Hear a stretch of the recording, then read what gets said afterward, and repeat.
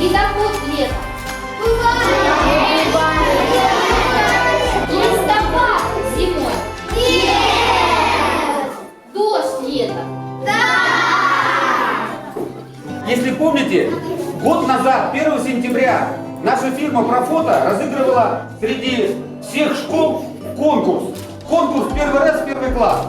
И так, по повелению судьбы, девочка из вашего класса, а именно Маша Вакулина, она выиграла, ребята, этот приз.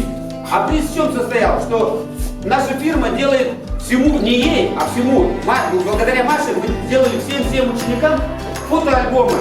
И сегодня, ровно год, прошел год, и вот Маша